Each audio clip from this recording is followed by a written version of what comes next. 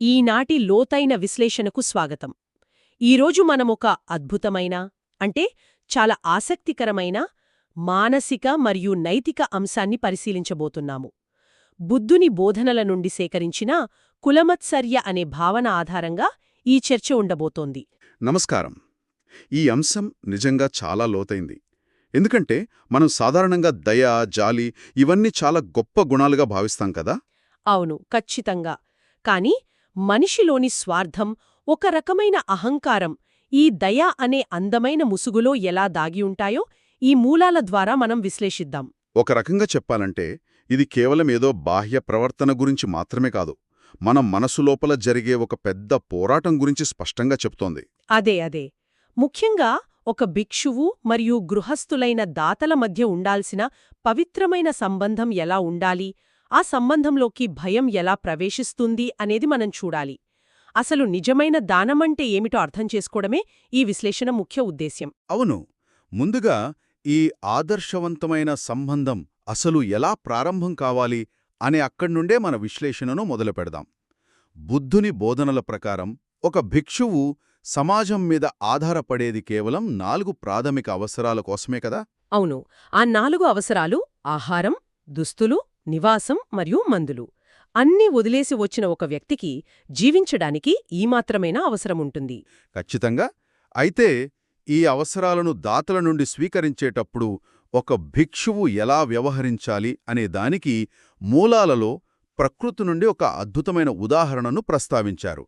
అదే తేనెటీగ మరియు పువ్వు యొక్క ఉదాహరణ. తేనెటీగ మరియు పువ్వు, ఇది చాలా అందమైన పోలిక. ఒక తేనెటీగ పువ్వు మీద వాలినప్పుడు మనం గమనిస్తే ఆ పువ్వు యొక్క రంగును కాని దాని సువాసనను కాని ఆ తేనెటీగ ఏమాత్రం పాడు చేయదు కదా. సరిగా చెప్పారు. కేవలం తనకు అవసరమైన మకరందాన్ని మాత్రమే చాలా సున్నితంగా గ్రహిస్తుంది. తేనెటీగ తన ఆహారాన్ని తీసుకున్నప్పటికీ పువ్వు తన సహజత్వాన్ని ఏమాత్రం కోల్పోదు. 100% నిజం. ఒక భిక్షువు మరియు దాతల మధ్య సంబంధం కూడా సరిగ్గా ఇలాగే ఉండాలని ఈ బోధనలు వివరిస్తున్నాయి. భిక్షువు దాతల దగ్గర్నుండి సహాయం తీసుకునేటప్పుడు ఆ దాతల సంపదకు ఎటువంటి నష్టం కలగకూడదు. అవను, సంపదకే కాదు, వారి మనసులో ఉన్న విశ్వాసం కూడా దెబ్బతినకూడదు.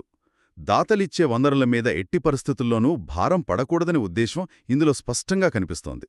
భిక్షువు కేవలం తన ప్రాథమిక అవసరాలకు మాత్రమే పరిమితమై మిగతా సమయమంతా తన ఆధ్యాత్మిక సాధనలో గడిపినప్పుడు ఆ సంబంధం చాలా స్వచ్ఛంగా ఉంటుంది. కాని ఎప్పుడూ ఇలాగే ఉండదు కదా. ఉండదు. మానవ నైజ్యం ఎప్పుడు ఒకేలా ఉండదు కదా. ఈ ఆదర్శవంతమైన స్థితి దారి తప్పినప్పుడు ప్రాథమిక అవసరాలు తీరుతున్నా మనసులో ఒక రకమైన ఆధిపత్య భావన మొదలవుతుంది. ఈ పరిస్థితినే కదా బుద్ధుని బోధనలు కులమత్సర్య అని పిలుస్తున్నాయి. అవును, కులమత్సర్య అంటే ప్రాథమికంగా తమకు సహాయం చేసే దాతల పట్ల, వారి కుటుంబాల పట్ల ఏర్పడే ఒక రకమైన ఆధిపత్య భావన. అంటే వీరు నావాళ్లు, ఈ ఇల్లు నాది, వీరి సహాయం నాకే చెందాలి అనే ఒక ఆలోచనను భిక్షువు పెంచుకుంటాడు. ఎప్పుడైతే ఆ దాతలు ఇతర భిక్షువులకు కూడా దానం చేయటం ప్రారంభిస్తారో అప్పుడు పెద్ద సమస్య మొదలవుతుంది. ఖచ్చితంగా. అప్పుడు ఈ భిక్షువు మనస్సులో తీవ్రమైన ఆందోళన మొదలవుతుంది. ఆ ఇతరులకు సహాయం అందడాన్ని ఈ భిక్షువు ఏమాత్రం సహించలేకపోతాడు. అన్నీ వదిలేసి ఎలాంటి బంధాలు లేకుండా ఆధ్యాత్మిక మార్గంలో నడవాల్సిన ఒక వ్యక్తి తిరిగి ఇటువంటి సంబంధాలపై నాది అనే భావనను పెంచుకోవడమనేది వారి అసలు లక్ష్యానికే విరుద్ధం కదా. దీని వెనుకున్న అసలు మానసిక సంఘర్షణ ఏమిటంటారు? దీనికి ప్రధాన కారణం తీవ్రమైన అభద్రతాభావం. కొత్త భిక్షువులు వస్తే దాతల దృష్టి వాళ్ళవైపు మళ్లుతుందేమో, వారు నాకంటే గొప్పవారని దాతలు గ్రహిస్తారేమో అనే భయం ఇది. అంటే తనకు అందాల్సిన వనరులు, గౌరవం తగ్గిపోతాయేమో అనే భయం. దాతలు, వారి వనరులు కేవలం తన చుట్టూ మాత్రమే తిరగాలనే ఒక సంకుచితమైన ఆలోచన వారిలో పాతుకుపోతుంది. అవును, ఈ భయం వల్ల వారి ఆలోచనా విధానం పూర్తిగా మారిపోయి దాతలను తమ గుప్పెట్లో ఉంచుకోవడానికి ప్రయత్నిస్తారు. కాని ఇక్కడే ఒక ఆశ్చర్యకరమైన విషయం ఉంది. ఈ అసూయ నేరుగా బయట పడదు. అదే, ఆ ముసుగు గురించే మనం మాట్లాడుకోవాలి. ఈ అసూయ నకిలీ దయా అనే ముసుగును ధరిస్తుందని మూలాలు వివరిస్తున్నాయి. దాతల మీద విపరీతమైన ప్రేమ ఉన్నట్లు నటించడం. ఆ వ్యూహం ఎలా పనిచేస్తుందో ఒకసారి చూద్దాం. ఖచ్చితంగా. భిక్షువు నేరుగా వెళ్ళి మీరితరులకు దానం చేయకండి, నాకే చెయ్యండి అని అడగలేడు కదా. అలా అడిగితే తన అసలు నైజం బయటపడుతుంది. అవును. దానికి బదులుగా ఒక సూక్ష్మమైన వ్యూహాన్ని ఎంచుకుంటాడు. దాతలను అనవసరమైన ఆర్థిక భారం నుండి రక్షిస్తున్నట్లుగా మాట్లాడతాడు. మీరిలా ప్రతి ఒక్కరికీ దానం చేసుకుంటూ పోతే మీ సంపద హరించుకుపోతుంది అని సలహాలివ్వడం ప్రారంభిస్తాడు. కరెక్ట్.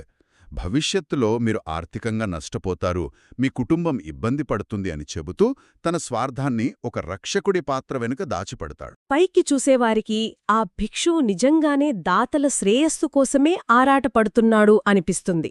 దాతలకు కూడా మా గురువుగారు మా మంచి గురించే కదా చెబుతున్నారు అనే భ్రమ కలుగుతుంది. కాని అంతర్గతంగా వారిని నడిపించేది దయ కాదు, భయం. తన స్థానాన్ని కాపాడుకోవాలనే స్వార్థం. స్వార్థాన్ని దాచుకోవడానికి దయను ఒక కవచంలా ఉపయోగించడమనేది విచిత్రమైన మానసిక చట్రం. అసలు వారు నిజంగానే తమను తాము దయగలవారిగా నమ్ముతారా?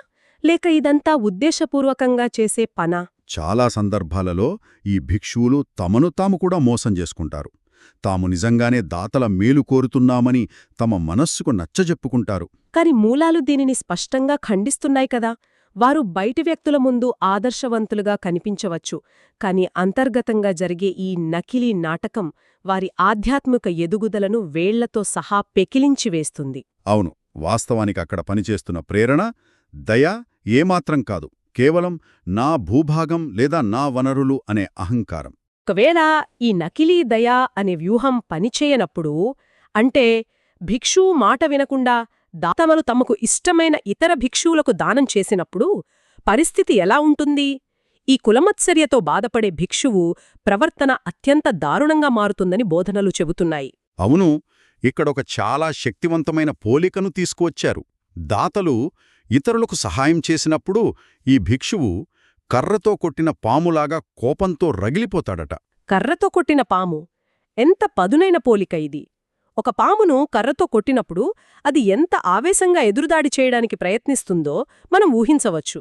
ప్రశాంతంగా, అహింసాయుతంగా ఉండాల్సిన ఒక భిక్షువు కేవలం తన దాతలు వేరొకరికి సహాయం చేశారనే ఒకే ఒక్క కారణంతో అంతటి తీవ్రమైన కోపానికి గురికావడమనేది వారి నైతిక పతనానికి స్పష్టమైన నిదర్శనం. అవును, కులమత్సర్య ఏ స్థాయికి చేరుకుందో ఇది చూపిస్తుంది. ఆ కోపం కేవలం వారి మనస్సుకే పరిమితం కాకుండా వారి చర్యలలో కూడా కనిపిస్తుంది. ఒక ఆధ్యాత్మిక మార్గంలో ఉన్న వ్యక్తి ఇలా ప్రవర్తిస్తాడా అని ఆశ్చర్యం కలుగుతుంది. ఖచ్చితంగా. మూలాల ప్రకారం ఈ భిక్షువులు ఇతర దాతలనుపయోగించి దానం చేసిన వారిని మానసికంగా వేధించడం ప్రారంభిస్తారు. దాతల మధ్యే ఒక రకమైన విభేదాలు తీసుకురావడానికి ప్రయత్నిస్తారు. అంతేకాకుండా ఆ దానాన్ని స్వీకరించిన ఇతర భిక్షువులను వివిధ రకాలుగా అవమానించడం, వారిని కించపరచడం వంటి పనులకు కూడా వెనుకాడరుగదా. అవును, ఈ ప్రవర్తనంతా ఒక భిక్షువు స్థాయికి ఏమాత్రం తగనిది. ఇతరుల పట్ల శత్రుత్వాన్ని పెంచుకోవడం, వర్గాలను సృష్టించడం అనేది బుద్ధుని బోధనలకే పూర్తి విరుద్ధం. ఎవరికి దానం చెయ్యాలో నిర్ణయించే అధికారం వీరికి ఎవరిచ్చారో? ఇక్కడే మనం అసలు దానం అంటే ఏమిటి అనే దాని వెనుకున్న ఉద్దేశాన్ని స్పృశించాలి. దానమనేది ఎప్పుడూ ఒక బాధ్యత కాదు, అది ఒక స్వేచ్ఛాయుతమైన నిర్ణయం. 100% నిజం. దాతలు తమ వనరులను ఎవరికివ్వాలి, ఎప్పుడివ్వాలి, ఎంత ఇవ్వాలి అనేది పూర్తిగా వారి సొంత ఇష్టం. ఏ విధమైన ఒత్తిడి లేకుండా పూర్తి స్వచ్ఛమైన మనసుతో చేసినప్పుడే దానికి పవిత్రత ఉంటుంది. దానం యొక్క ఆధ్యాత్మిక విలువ ఆ స్వేచ్ఛలోనే దాగి ఉంది. దాతల స్వేచ్ఛను అడ్డుకుని పరోక్షంగా నిర్బంధించడం ద్వారా ఆ దానం వెనుక ఉన్న పవిత్రతను ఆ భిక్షువు పూర్తిగా నాశనం చేస్తున్నాడు. ఇది కేవలం దాతల మానసిక స్వేచ్ఛను హరించడమే కాదు, భిక్షువు తన స్వంత ధర్మానికి చేసుకునే పెద్ద ద్రోహం. బాహ్యంగా చేసే ఆచారాల వల్ల ఎలాంటి లాభం ఉండదు, అంతర్గతంగా మనస్సు పవిత్రంగా ఉండాలి. మరి భయంకరమైన మానసిక చట్రం నుండి బయటపడటమెలా? ఈ కులమత్సర్య అనే వ్యాధికి బుద్ధుని బోధనలు ఒక అద్భుతమైన భావనను పరిచయం చేస్తున్నాయి కదా, అదే ముదిత. అవును, ముదిత. ముదిత అంటే ఇతరుల ఆనందాన్ని చూసి మనం మనస్ఫూర్తిగా ఆనందించడం, ఇతరుల శ్రేయస్సును చూసి సంతోషించడం. కులమత్సర్యకు ఇదే సరైన విరుగుడు. ఒక భిక్షువుకు ముదిత అనే గుణం ఉన్నప్పుడు తన దాతలు ఇతర భిక్షువులకు సహాయం చేయడం చూసి అతను ఏమాత్రం కోపగించుకోడు. దానికి బదులుగా ఆ దాతలు చేస్తున్న పుణ్యకార్యాన్ని చూసి సంతోషిస్తాడు. ఖచ్చితంగా ఇతర భిక్షువుల అవసరాలు తీరుతున్నందుకు, వారి ఆకలి తీరుతున్నందుకు ఆనందాన్ని పొందుతాడు. ఈ ముదితను అలవర్చుకోవటం వినడానికి సులభంగా ఉన్నా ఆచరణలో చాలా కష్టమైన పని. అవును, ఎందుకంటే దానికి మనిషిలో సహజంగా ఉండే పోల్చుకునే తత్వాన్ని, అహంకారాన్ని పూర్తిగా పక్కన పెట్టాల్సి ఉంటుంది. ఇతరుల సంతోషంలో తన సంతోషాన్ని వెతుక్కోగలిగితే అక్కడ అసూయకు చోటుండదు. ముదిత అనేది ఒక లోతైన అంతర్గత శిక్షణ. ఇది బాహ్య ప్రపంచంపై మనకున్న నియంత్రణను వదిలిపెట్టి, మన ఆలోచనల పట్ల మనం బాధ్యత వహించేలా చేస్తుంది. మనం ముందుగా మాట్లాడుకున్న తేనెటీగ ఉదాహరణను తిరిగి గుర్తుచేసుకుందాం. అవును, ఒక పువ్వుపై ఇతర తేనెటీగలు కూడా వచ్చి వాలినప్పుడు మొదటి తేనెటీగకు ఎలాంటి కోపం రాదు. సృష్టిలోని వనరుల పట్ల దానికి ఎటువంటి ఆధిపత్య భావన లేదు. ఖచ్చితంగా తాను తీసుకునేది తీసుకుని నిశ్శబ్దంగా వెళ్ళిపోతుంది. భిక్షువు కూడా సృష్టిలో తాను ఒక భాగం మాత్రమేనని, వనరులు అందరికీ చెందుతాయని గ్రహించినప్పుడు ఈ ముదిత దానంతట అదే ఉద్భవిస్తుంది. సంక్షిప్తంగా సమీక్షిద్దాం. ఈరోజు మనం చాలా ముఖ్యమైన అంశాలను స్పృశించాము. ప్రాథమికంగా ఒక భిక్షువు మరియు దాతల మధ్య సంబంధం తేనెటీగ మరియు పువ్వులాగా ఎలా ఉండాలో తెలుసుకున్నాము. అవును, ఆ తరువాత కులమత్సర్య అనే ఆధిపత్య భావన దయ అనే ముసుగులో ఎలా ప్రవేశించి ఆ పవిత్రమైన సంబంధాన్ని నాశనం చేస్తుందో అర్థం చేసుకున్నాము. దాతలను రక్షిస్తున్నాము అనే నెపంతో ప్రదర్శించే నకిలీ దయ గురించి, కర్రతో కొట్టిన పాములాగా కోపగించుకోవడం లాంటి పరిణామాలను కూడా పరిశీలించాము. దానమనేది స్వేచ్ఛాయుతమైన ప్రక్రియ అని కూడా విశ్లేషించాము. చివరగా ఈ స్వార్థపూరితమైన ఆలోచనల నుండి బయటపడటానికి ముదిత అనే భావన ఎంత ముఖ్యం, ఇతరుల ఆనందంలో మన ఆనందాన్ని వెతుక్కోవడం ద్వారా అసూయను ఎలా జయించవచ్చు అనే విషయాలను చర్చించుకున్నాము. ఈ మూలాలు మానవ నైజంలో దాగి ఉన్న సంక్లిష్టతలను అద్భుతంగా విడమర్చి చెప్పాయి. ముగించే ముందు ఈ విశ్లేషణ ఆధారంగా ఒక లోతైన ఆలోచనను పంచుకుందాం. సర్వస్వం వదిలేసిన ఆధ్యాత్మిక మార్గంలో ఉన్నవారే దయ అనే ముసుగులో ఇతరులపై ఆధిపత్యం చెలాయించే ప్రమాదం ఉంటే మరి మన దైనందిన జీవితంలో మన పరిస్థితి ఏమిటి? అవును, ఇది చాలా కీలకమైన ప్రశ్న. మనం కూడా మనకు ఇష్టమైన వ్యక్తులను రక్షిస్తున్నామో లేదా వారి మేలు కోరుతున్నామో అనే నెపంతో తెలియకుండానే వారి స్వేచ్ఛను నియంత్రించాలని ప్రయత్నిస్తున్నామా అనేది ఆలోచించుకోవాలి. వారు తీసుకునే నిర్ణయాలు మనకు నచ్చినప్పుడు మనం ప్రదర్శించే అసహనం వెనుక ఉన్నది నిజమైన ప్రేమ లేక వారిపై మనకున్న ఆధిపత్య భావన? దయకు, స్వార్థానికి మధ్య ఉన్న ఈ సన్నని గీతను మనం ఎలా గుర్తిస్తున్నాము? 100% నిజం. ఇది ప్రతి ఒక్కరూ తమను తాము ప్రశ్నించుకోవాల్సిన విషయం. ఖచ్చితంగా. ఈ ప్రశ్న మనందరినీ అంతర్గతంగా ఆలోచింపజేస్తుందని ఆశిస్తూ ఈనాటి లోతైన విశ్లేషణను ఇక్కడితో ముగిద్దాం. మళ్ళీ మరొక ఆసక్తికరమైన అంశంతో కలుద్దాం.